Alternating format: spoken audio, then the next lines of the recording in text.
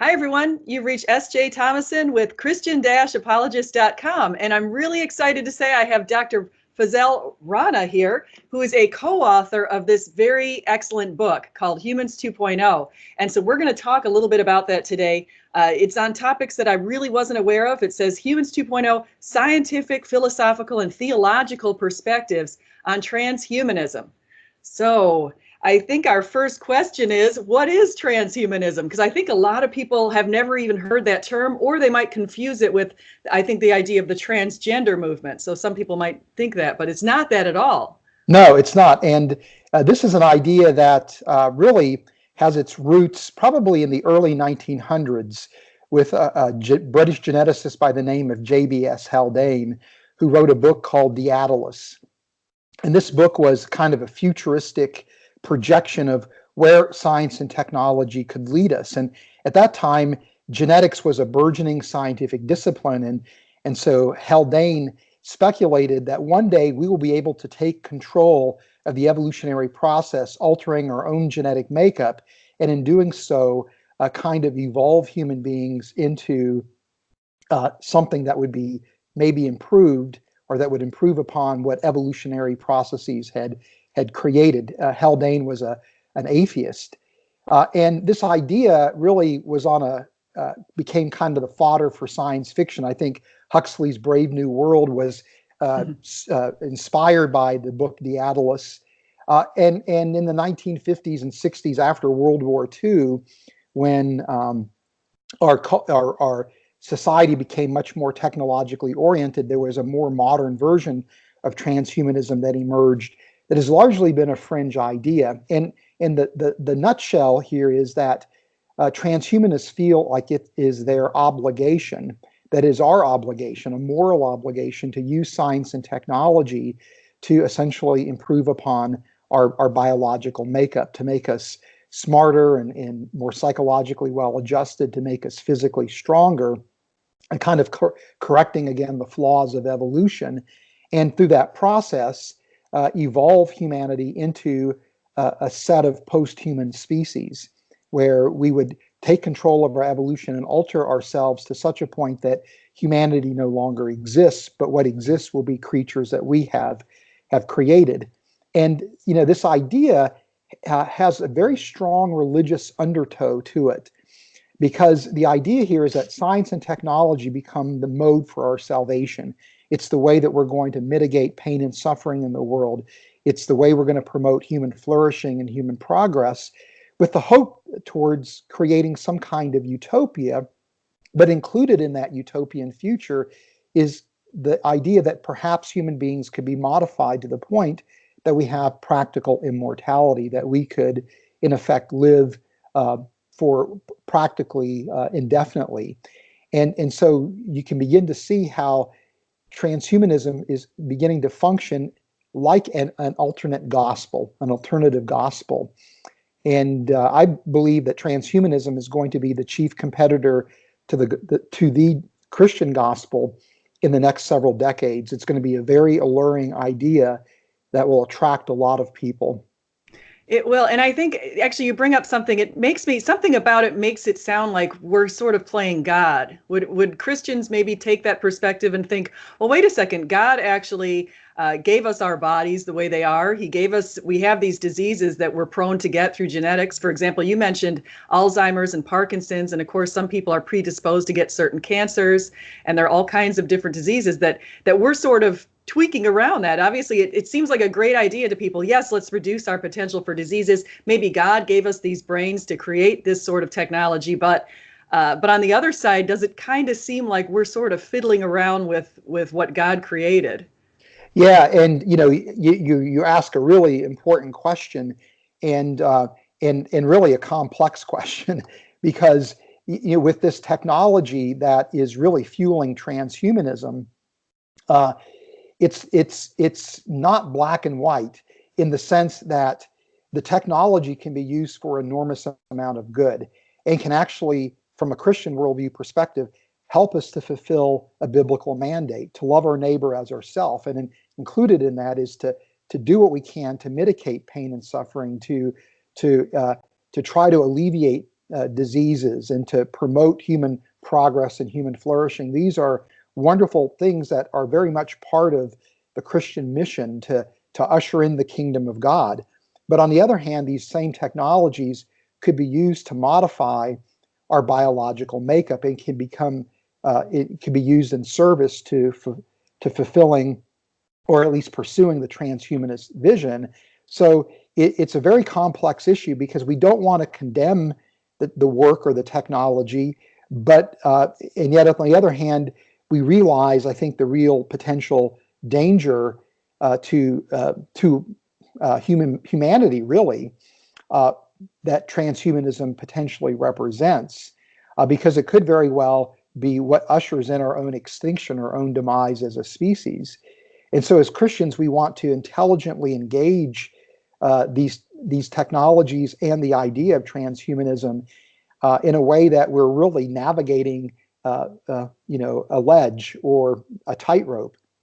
Yeah, it is. And I'm just thinking of an example you also brought up in the book, and you talked about Iceland, and you talked about the 85% of women apparently are checking to see whether or not their babies have Down syndrome when they're pregnant. And almost 100%, as you mentioned, choose to terminate the pregnancy. And that's the term that I really don't like, is terminate the pregnancy. Because one time when I was pregnant, my second child had 2 soft markers for Down syndrome. And they told me, well, I could terminate the pregnancy. And I thought, no, I'm not doing that.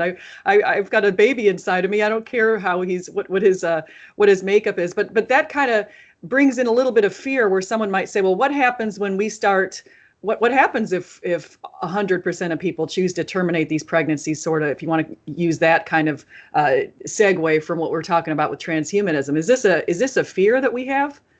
Yeah, well, I mean, yeah, the unhealthy that the unhealthy will be destroyed in some way or never given the opportunity to live.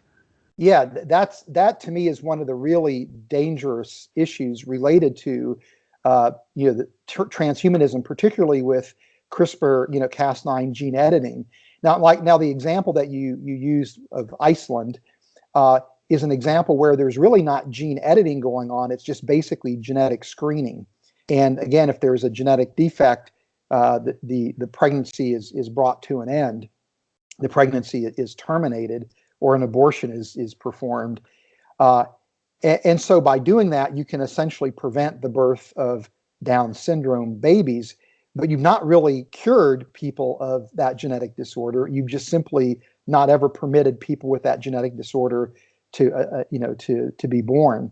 And so you could already do that right now, where if you had parents that you had genetic markers for a particular disease, you could require them to actually do gene screening and only could have a child through in vitro fertilization, where only select embryos would be implanted. So you could already do that type of eugenics. But with CRISPR-Cas9 gene editing, the idea there is that we could potentially correct genetic defects. And now that the use of that technology applying to an adult, or what's called somatic cell gene editing, where you are correcting the defect in the adult tissue, it's a temporary solution, but it still could be used for enormous amount of good from a biomedical standpoint. So if somebody has, let's say, cystic fibrosis, where there's a mutation in a single gene that codes for a chloride transporter, you could, in principle, target the gene editing package to the lungs and replace defective genes in lung cells, and as a result of that, dramatically mitigate the symptoms of cystic fibrosis. You wouldn't cure the patient, but it could be really a significant step forward in terms of not only treating the disorder, but helping people to have longer, healthier lives, or they do a better job of managing the disease.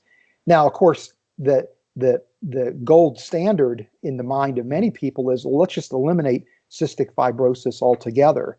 And at that point, you would have to do the gene editing on human embryos, where you would have, the embryos screened. If you identify embryos with that genetic disorder, you deliver the CRISPR-Cas9 gene editing package.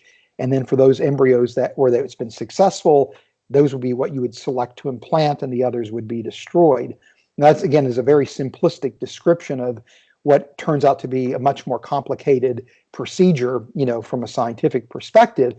But by doing that, you could essentially, again, eliminate genetic disorders in the gene pool, but it's at an enormous cost, or it involves essentially manipulating and then in turn screening embryos, where some embryos are targeted for destruction, others are going to be used to, for implanting. But now, once you have that capability, you could easily see a future where if parents aren't willing to undergo genetic screening, and then aren't willing to have their embryos treated with CRISPR gene editing technology to correct any genetic defects, that those parents would not be allowed to have children, or that child wouldn't be allowed to receive medical care, right? So you could easily see how the slippery slope where you would develop some type of high-tech form of eugenics that would be very subtle, that would be targeting those people with genetic defects. Or if those people were allowed to live, you could easily see a stratification of our culture, where you have genetic haves and genetic have-nots. And I think there was a movie, Gattaca, that was kind of, pursuing that. It's an older movie, but kind of, exploring that idea. So the idea of eugenics is very much a real ethical concern with CRISPR-Cas9 gene editing, and this is only in the context of using it for biomedical purposes. Now, what happens if you're thinking about enhancing human beings, with the technology? Now the genetic issues become further exacerbated.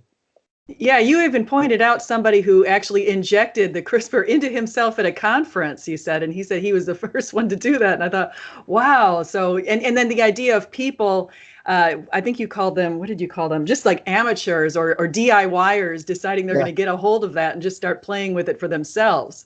Yeah.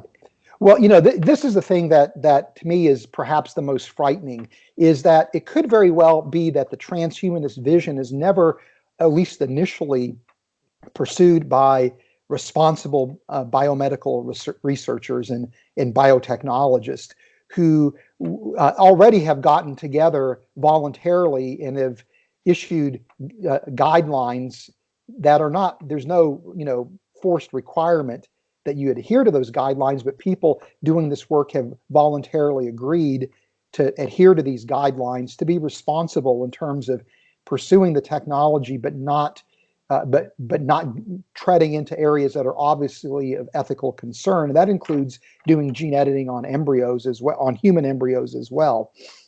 But the problem is the technology is so inexpensive and so easy to use that it has spawned this DIY biology movement, as you mentioned.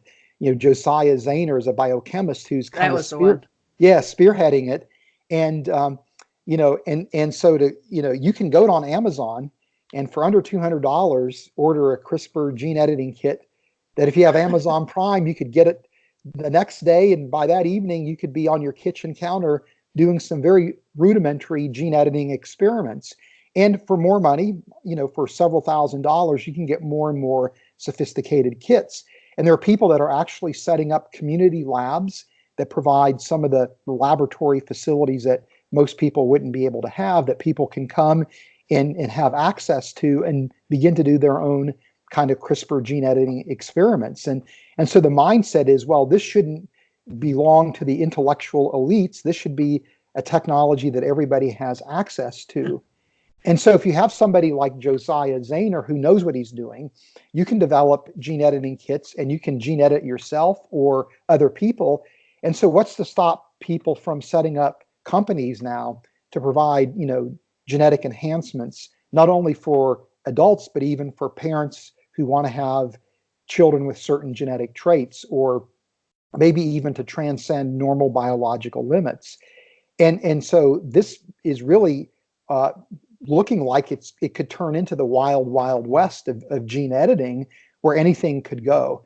And, I know that the World Health Organization is issuing guidelines again, but it's up to countries to determine if they're going to adopt them or not. And while you'd like to think most companies would, most countries, would adopt these guidelines. What's to keep countries from rejecting them and actually creating an environment where they encourage gene editing as part of their economy to kind of foster a genetic tourism industry or a transhumanist tourism industry? So this is these are the slippery slopes that we are on, and Yeah. these are the ethical issues that have to be engaged now. We can't wait to again to not engage them, right? I can, and you say that countries, I was thinking now, which countries would that be likely? And I think of countries like maybe Russia or maybe China, and maybe especially China, because I remember the idea that they had melamine and the formulas there and the Chinese drywall, and a lot of stuff comes out of China that is, and then there's of course the idea of pirating music and pirating other copyrights over there. And so I could see possibly in that kind of environment where something like this could be very popular. And so, but what I even, you mentioned it right in the beginning of the book, and it was a brilliant. And actually, I also like the way that you integrated some of the stuff with Tony Stark, because of course I'm a big fan of the comics. But at the beginning of the book, you talked about Brave New World, and you've kind of alluded a little bit to this whole idea of Brave New World. And I read that years ago, Aldous Huxley's Brave New World, and the idea was sort of the haves and the have-nots. And with the haves, you're these perfect, beautiful people, and then there's the have-nots, and they were the ones who had the diseases and they were unhealthy and that kind of thing. And so it's almost like back in I think he passed away in 1963 on the same day as C.S. Lewis, but it's almost like he had the foresight to see this coming way back when. Yeah. Well, I mean, one of the things that is good and bad about science fiction and the comic books is that in these, different literary, media, people have explored a lot of the ethical issues that we currently are being confronted with as a result of human enhancement technologies and the transhumanist movement. And so we've already gone through the exercise of thinking about some of these issues from an ethical standpoint, or at least being sensitive to the fact that these are going to be ethical issues that we're going to have to now really handle. And so some of the clarion call has already come from comic books and from science fiction. But on the other hand, I think part of the concern is because we have become so conditioned that this is the fodder for science fiction, we very well may have a tendency to ignore this as actually not really being ever possible, or we may become so desensitized to these ideas that we don't have the proper level of concern, and that we wind up, because we've become conditioned, allowing things to progress to matriculation without having done the proper ethical deliberation. So again, this is a very, very complicated milieu that we're suddenly finding ourselves in, where there's no clear-cut answers. But to me, part of the motivation for writing the book is to put this on people's radar screens, and also to encourage people with a Christian worldview to recognize that we have something very important to say about how the technology should be used and shouldn't be used, and what technologies we should pursue and what technologies maybe we should leave aside. And if a Christian voice is not heard in a respectable, credible way, then to me, I'm very frightened as what the future could look like. But if a Christian influence is really present as we're doing the ethical deliberations, I'm actually hopeful that this could be, a stepping stone to a much better future for a lot of people that suffer from horrific injuries and horrific diseases. Yeah, that's a great point too, because you also mentioned the idea of being able to possibly grow back limbs and that sort of thing, or people who have need these, I think you call them neuroprosthetics and that sort of thing. So I think that's fascinating, and obviously we could help a lot of people. And I think that is the idea with the Christian worldview, is whatever we can do to mitigate pain and to mitigate suffering and to make people more healthy, if that's possible, that should be something that we endorse, like you said. One thing that you have in the book too that I really liked is because I love the idea of ethical frameworks, and you talked about ethical relativism or subjectivism versus objective ethics, and you identified some of the flaws even in the utilitarian doctrine. And so I wanted to see if you wanted to speak a little to that, because you also kind of mentioned that with the countries and saying, hey, what if this country decides it's okay for them? That's kind of speaking on that relativistic idea. Yeah. Well, the most of the bioethics that I see that where anybody has even attempted to engage transhumanism is coming largely from a secular worldview perspective. So you're dealing with utilitarianism or some version of utilitarianism and consequentialism, right? And you know, I think it's very easy to see quickly why these ethical systems really don't work. For example, if your framework is following after Peter Singer from a utilitarian standpoint, where the goal is to minimize pain and suffering in the world, well, then it's very easy to get into a scenario where you would say, well, it's okay to sacrifice, 10 embryos that are not sentient, for that one embryo that's going to then develop into a fully formed human being that will not suffer from that genetic disorder. But is that really, it's easy to go down that path, but then is that actually, a fair arithmetic, right? Is that the appropriate arithmetic? Because if you view those 10 embryos that are sacrificed as being equivalent to human persons, then what you're doing is you're having one person benefit at the expense of of a number of other human beings. Or, when it comes to particularly gene editing or other technologies that involve embryos, like embryonic stem cells, for example, that could be used for tissue replacement therapies or cell replacement therapies, that would be part of kind of the anti-aging regime that many people see as, again, potentially extending life expectancy. You've got to have a source of eggs, and there's going to be donors that will be required. And how are you going to get women to voluntarily go through a very painful and procedure to have hyper stimulation of to produce the eggs, and then to have the eggs harvested, and so you could easily see women being paid for their eggs, which now means that you're most likely to see socioeconomically disadvantaged women being willing to sell their eggs. And yet this is exploitive, I think, and they will never likely be able to benefit, quote unquote, from the technology. And so, to me, this is another example where you see a very real issue of exploitation taking place. And so, but again, from a utilitarian standpoint, is it okay to exploit that single woman so that all of those individuals, whose eggs that were made use of her eggs to minimize their pain and suffering? Again, is that a fair arithmetic? Because it's one person suffering, and a number of people are benefiting as a result. And so that kind of ethical system really is problematic. I think just for that standpoint alone, there's nothing to really protect the marginalized or those people without a voice. It's those people that have the power that are the ones whose pain and suffering is going to be minimized, or whose happiness or good for those individuals is going to be pursued. So you very quickly wind up in a place where I think secular ethics just simply won't work. Yeah, and I like the idea of, I agree with you, and that's actually a very scary situation when you think about that. People starting to sell off their their embryos and that kind of thing. That's very dangerous.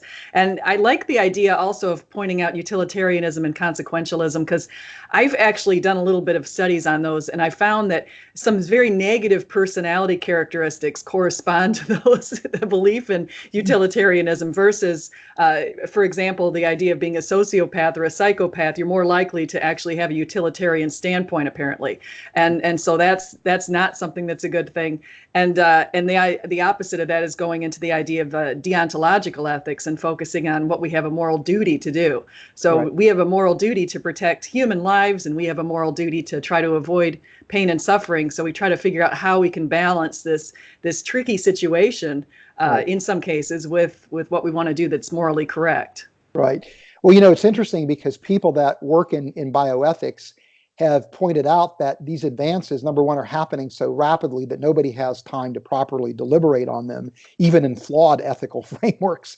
But on top of that, they're arguing too that we're now seeing categories that current ethical systems aren't able to really properly engage. And so you see people calling for new ethical frameworks. And one of the things that Ken Samples and I argue in the book is that maybe what we need is an ancient ethical framework that flows out of the Christian worldview. And to me, the idea that human beings bear God's image is an incredibly powerful idea, because it it essentially does everything that you want an ethical system to do when you start thinking about these human enhancement technologies. Because it again, every human being has inherent worth and value, which means we are going to pursue technology to better human beings, to treat diseases and disorders. But it also recognizes that we can never exploit even a single person in order to do that. So it provides the framework to protect those people that could be potentially exploited or marginalized. And it also has a very strong framework for justice, that we want an equitable distribution of the technology as much as we can practically have. And at the same time, because that human beings bear God's image, we've been given dominion over the creation, and and that we are to subdue the creation, to bring it under our control. And that's the motivation for science, and for then turning what we learn about the world into technology. And so the Christian worldview, again, has an inherent within its framework the idea that we should be pursuing science and technology because of the mandate we've been given as image bearers. And so the Christian worldview is pro-science and technology, it's pro-human progress, but it brings to the table, I think, a unique element in that we become very sensitive to any possibility of injustice or exploitation that I think other ethical systems really give lip service to, but inherently don't have a framework for truly protecting the marginalized. Yeah, those are some great points. I think that I like the idea of looking at the Christian worldview and looking at us in God's image, because I think that's something that a lot of atheists argue against. They like to always compare us to animals and say, we're Right. just animals, we're just big apes and that kind of thing. And I think well, no, actually, it's we're distinguished. They would accuse me of speciesism, but I think that there's an important point there. Well, this idea of human exceptionalism to me is a place where you can build I think, a scientific case for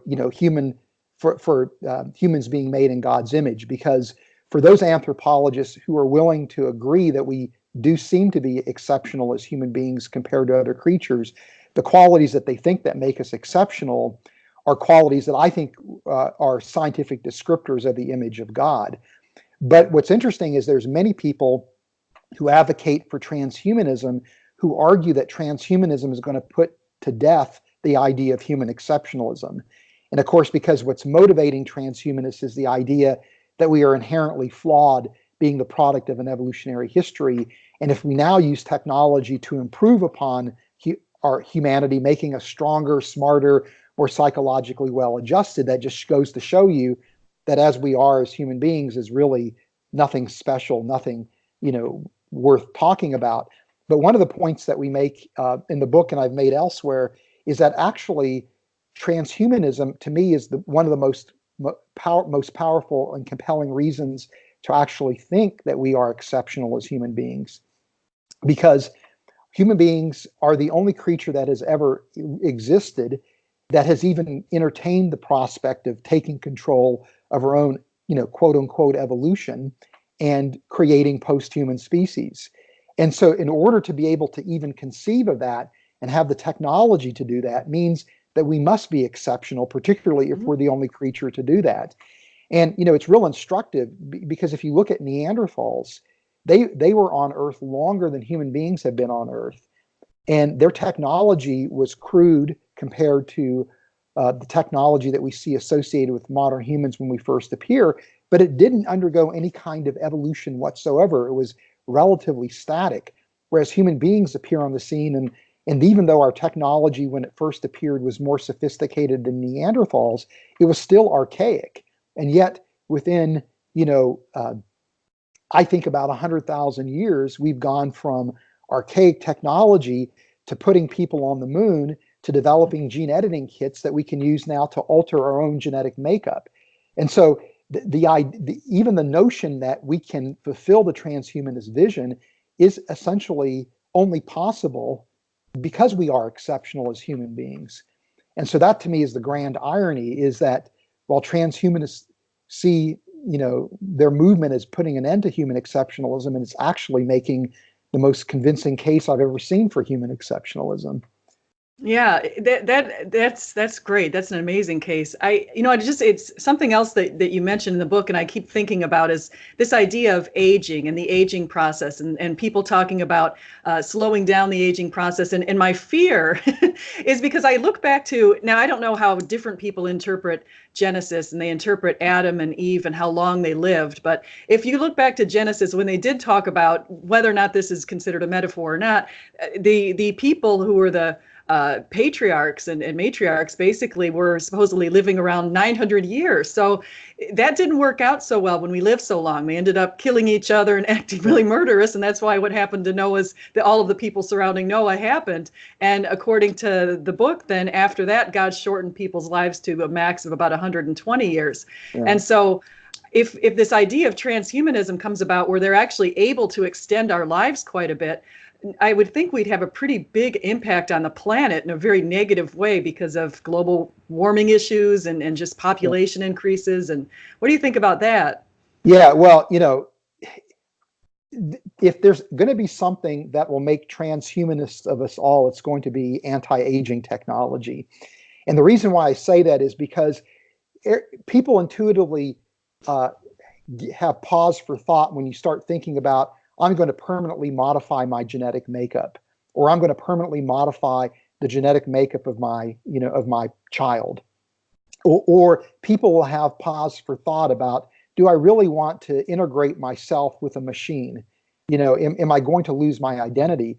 But, we all are obsessed with trying to live longer, particularly in this day and age.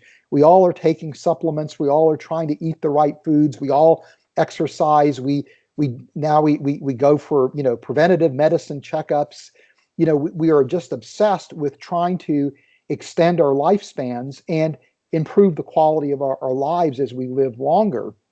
And so anti-aging and the pursuit of long lifespans is something that everybody already does. And what is interesting to me is that among a number of biogerontologists, there is this sense that aging is not an inevitability, but rather it's actually the fundamental disease that we have to address. And that they argue that cancer and heart disease and all these other things that people typically suffer from as they get older, diabetes, are basically symptoms of the ultimate disease, which is aging. So instead of viewing aging as just part of the normal, human life process, they actually see it as a disease. And if it's a disease, then we can treat it. We can cure people of that disease. And so they're advocating that we begin to think about aging differently, that this is something that we can either slow down or can maybe even stop altogether. And they argue that if we do that, all the other diseases that humans suffer from are going to plummet in terms of their frequency, and that maybe we could actually extend life expectancy to on the order of hundreds of years, maybe even thousands of years. And the approach that's being taken now is really a robust scientific approach. It's not quackery, that you might see on late night TV, where people are trying to sell you supplements of some sort. This is bona fide, legitimate science that's undergirding some of these ideas. And we understand enough about the aging process right now that people believe they can go in and intervene in a significant way. And so you have people like Aubrey de Grey, who is a biogerontologist, highly respected scientist, who's also a transhumanist, who's formed the Methuselah Foundation with the goal of, again, advocating for the development of anti-aging technology, or Michael Fazale, who thinks by manipulating telomerase, which is an enzyme that controls the structures called telomeres on our chromosomes, that we could actually extend life expectancy. And there's very good reason scientifically why Michael Fazale is advocating for that. We really could be looking at a scenario where the biblical lifespans are something that becomes normative. And to me, I think the idea that we live longer people don't give it enough thought from an ethical standpoint. And so, so you're right, I think, SJ, to raise kind of these concerns, right? There's a great Christian thinker that I would recommend everybody read. His name is Brent Waters, and he's written a book called This Mortal Flesh.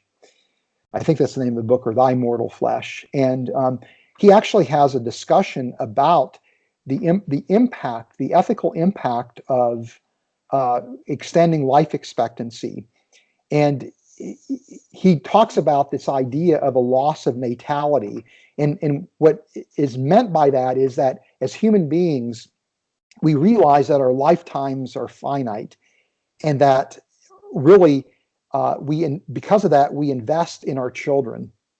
Our children, are the focus of much of our existence. And even if you don't have children, other people have children, and even as someone who doesn't have a child, you still are willing to invest in the next generation with the goal of making their lives better, leaving the planet in a better, in the culture and the economy and the society in a better place than you found it when you were, you received, control from your parents. And his argument is that if you suddenly extend life expectancy, natality will be lost, because we're going to have population problems, and so you're going to have to regulate the number of children that are born. You probably will begin to determine who's going to be able to have children and who's not. And if somebody is going to have a child, what attributes or qualities do you need that child to have? And so what will happen is that individuals and as a society, we're going to be more concerned with the current generation retaining its position in society than we are about what happens to the future generation, where the future generation now becomes a threat, to the current generation, because they're the ones that want to take the place. And for that younger generation, the current generation becomes again the enemy, because they're holding on to power and into the status and position in society and not granting it to them. And so you now are going to have again another type of stratification in our culture between the current generation and the upcoming generation, where there will be a very real animosity between generations, where people will become very selfish, where it's all about what can I invest in to keep myself alive longer, to improve the quality of my life. And Waters argues that actually will create a society or a culture that is inherently selfish. Because of natality, we as a culture, we are much more generous towards one another, because we realize that our lifetime is limited. And so we're willing to do things for other people, for children, our children and other people's children. And that mindset carries over in the sense that we're willing to do things for other people. So there'll be a loss of altruism, probably in a future world. So I thought Waters was incredibly insightful, and I talk about some of his insights, in Humans 2.0. But again, I don't think people think through very carefully, what does it mean if I live longer? I mean, it obviously will change our socioeconomic structure, but I think it has much more broad-ranging impact beyond just simply the economics or the sociological issues. I think it actually has, will have a profoundly negative effect on our culture. Wow, I'm just thinking about all of the things that you said, and that's the idea of becoming more selfish is fearful. It reminds me in the Globe study. I don't know if you're familiar with Robert House's Globe study. It's a study of 62 different countries, and one of the dimensions that they surveyed people on, and it's thousands of people in 62 different countries, is humane orientation. And what's really interesting is the people who have the highest values, what they consider the as-is values in humane orientation, happen to be in countries that are among the poorest. Many of the very the highest in humane orientation, or it's the idea of benevolence, tend to be a lot of times in Africa, and the very lowest in humane orientation, I hate to tell the people from West Germany, but people from West Germany had the lowest levels, right next to Spain and East Germany. And so some of the more comfortable countries where there's the least amount of suffering, people have the lowest levels of humane orientation. So it kind of reminds me of something that you're saying is this idea of moving towards, if we eliminate some of the suffering and the pain and the diseases, what's going to happen to people? And like you're saying, self-enhancing and reducing the number of kids. A second thing I want to just add to that is it reminds me of China's one-child policy, because when they were told that they couldn't have more than one child, people tended to try to figure out how they could have a boy. And so a lot of times girls were given up for adoption if they were even gone through the pregnancy with a woman. And so they have 5 million more boys or males right now in China than females. So they have a problem because the males now, of course, want to find wives, and there aren't as many females out there. So there are all these different ethical issues associated with this longer lifespan that we might have to dig into. Yeah, yeah. And so, this is again, in a broad sense, the concern with all of this technology is, if we don't spend the time really thinking this through, then we very well could wind up, finding ourselves in a future that is something that we really don't care for. And at that point, it's too late. There's no going back. There's no correcting the mistakes that have been made. So we really are at a juncture where I think we need to think carefully about what's happening. And this is all the more reason for, I think, Christians to really understand transhumanism and to understand, the ethical complexities, and to really engage our culture. The tendency I see for Christians is just to immediately condemn these kind of advances, or to just ignore them as if they're not going to happen. And I think what we have to recognize is that when we do that, the advances will happen whether we approve or not. And so it's really important that we have a voice in terms of, again, shaping how they're used. But it's also important, I think, as Christians who have influence over young people, for those young people that have an orientation towards science or engineering or medicine, to actually encourage them to go into fields where the technology could be developed and used for human enhancements. Because I think this is where, having a credible Christian voice as people that have legitimate expertise in those areas, as firsthand, on a firsthand basis, those people are going to be salt and light in places where it's going to be very important that there is a Christian presence and a Christian influence. So, everybody has a role to play in terms of trying to shape how this technology is used. But I think as Christians, the last thing we want to do is to subtly, or maybe not so subtly, discourage young people from going into these areas of science and technology because of the potential ethical concerns. I remember having a couple of conversations with people who had opportunities to begin to work either in research areas or for companies that were exploring the use of stem cell technology.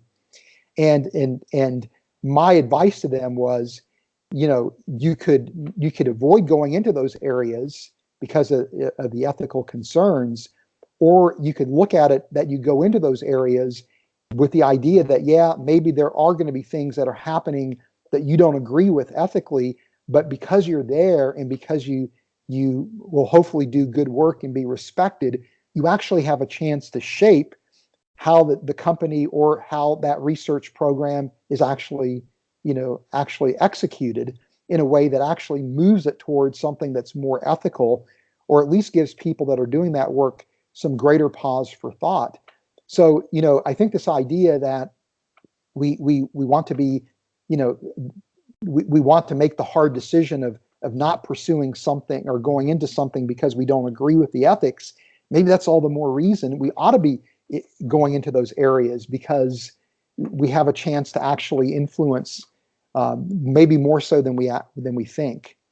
See, I think you're actually a case in point on that because you're a scientist yourself, who, right? And you're how did you actually, in case the audience isn't aware of your background, because I find your background fascinating, is weren't you raised in the Muslim faith and then you came over to Christianity? And of course, you're a scientist. Can you share a little bit about that so people know where Sure, your sure. perspective?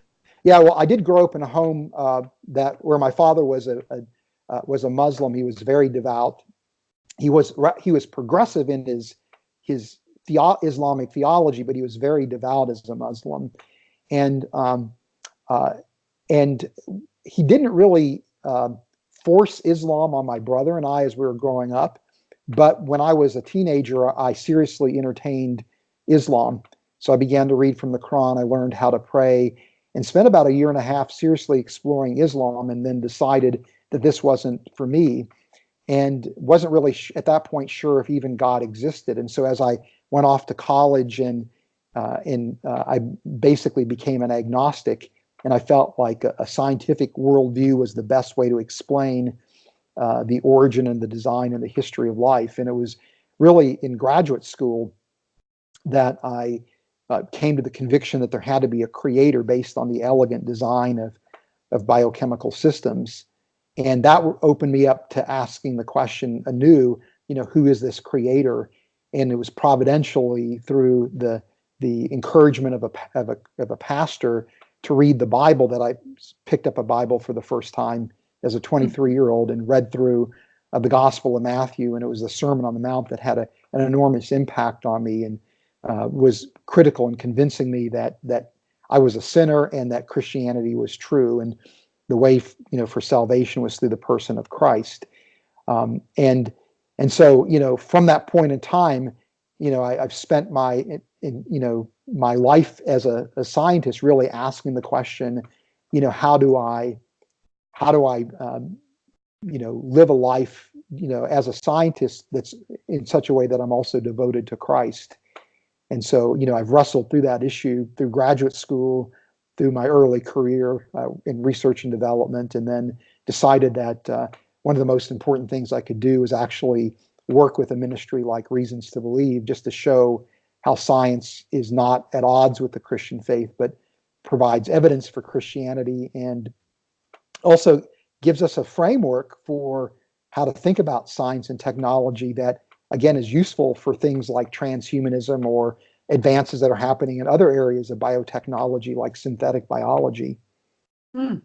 Oh, that's great. Now, I want to ask how you met that pastor, because it reminds me of when I was sort of searching back in 2012, and somehow I think God put a pastor on a plane right next to me who struck up a conversation, and he convinced me to read C.S. Lewis's adult books, and he convinced me to look at Isaiah 53, which I never even knew. I don't know.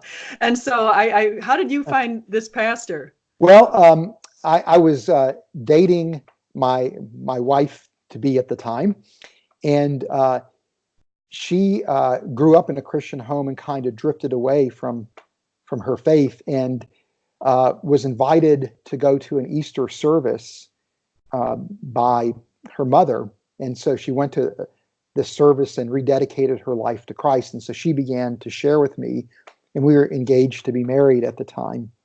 And so she was actually going through a bit of a crisis because she was concerned about now becoming unequally yoked to a non-believer. And so I became this church's prayer project. It was a small little Pentecostal church in downtown Charleston, West Virginia. I don't even remember the name of the church. I just remember calling it Johnny's Church because the pastor was named Johnny Withrow. And but anyway, Johnny married us, and so in order to do that, he wanted to sit down and talk with us, and so it's out of that conversation that he challenged me to read the Bible. And I thought that he made the point that, look, if you are a scientist, you should be open to truth claims no matter where they come from. And how do you know this isn't true if you've never even read the Bible? And I thought, well, that's a really good point. And I felt like I at least needed to understand what Christianity was about, because if my wife was going to be a Christian, I at least needed to understand it.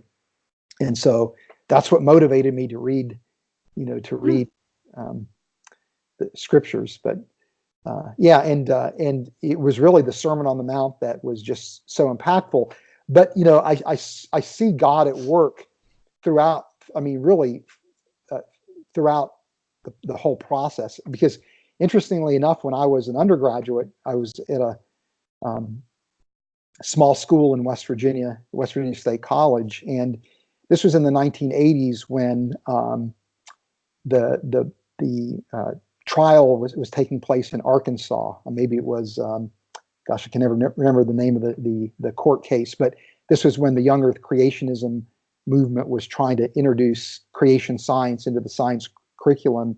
And in the state of Arkansas, there was a trial where this was being challenged. And so because of that, this was in West Virginia, which is part of the Bible Belt, there were biology faculty members that were concerned this was going to happen in the state of West Virginia. So they were involved in evolution advocacy. And so that led to conversations that we were having among students and faculty members about what does Genesis teach? And I can remember conversations that I had with a friend of mine whose father was a pastor about whether or not, how do we read Genesis 1 properly? And I can remember he and I having a conversation where we realized that if you look at day as a period of time, there's this remarkable agreement between Genesis 1 and the scientific record. Now, that didn't have much of an impact on me other than this is actually really interesting. And then as a graduate student, coming to the recognition that there had to be a creator, I think those two things really put me in a position so that when I read the Gospels, I was at that point really searching who is this creator, and is it possible for me to know the creator? And at that point, I pretty much had determined Islam wasn't the way to go. And so reading the Sermon on the Mount was just incredibly impactful for me and convinced me that Jesus must be who Christians claim him to be. And then, of course, the first thing I did is I went back and I read Genesis 1. And it's like, oh, it all kind of fits, So anyway, that's. Yeah, I like that. So, and you can see that just these little hints that you were getting all along, and then all of a sudden it just came together.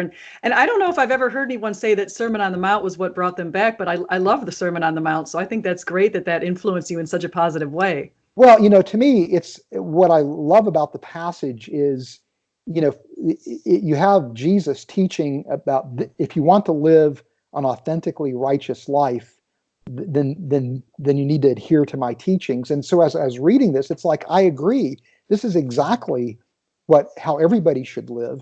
But I knew that there was absolutely no way that I could live like that.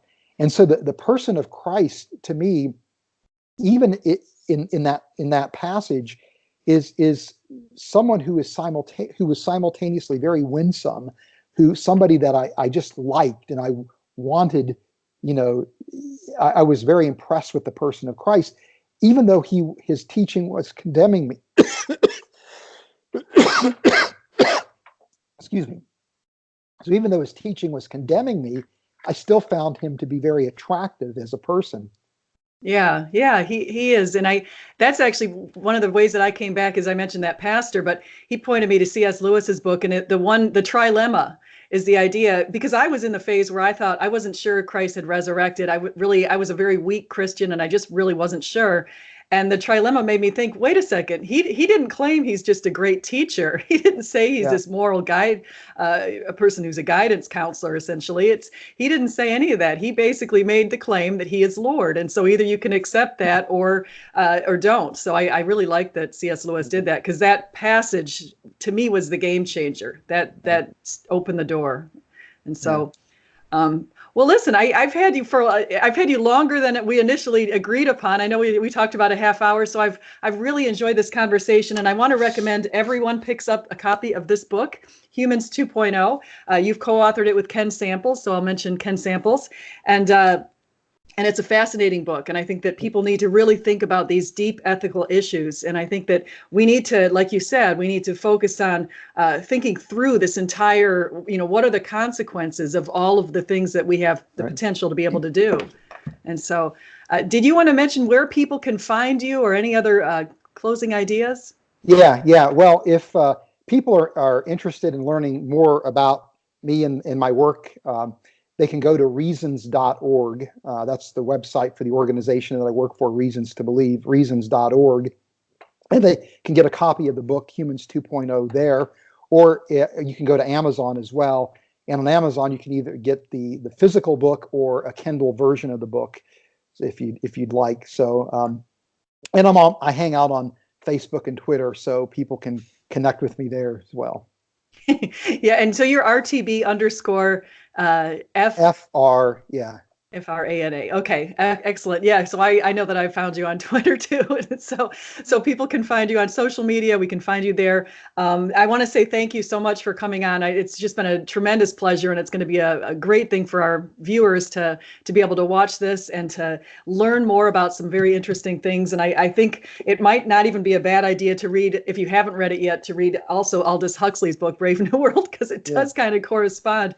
And again, one thing we didn't mention as much is but you did slightly mention it, is talk a little bit about some of the comics and the way that they actually have such foresight in some of these very complex ideas too. So I love Tony Stark, and I love watching that kind of stuff, Captain Marvel and all those different ones. So that's wonderful. So thank you so much, Fuzz. Oh, Stephanie, thanks for having me. Okay, I'm going to go ahead and I'll stop the recording now. So.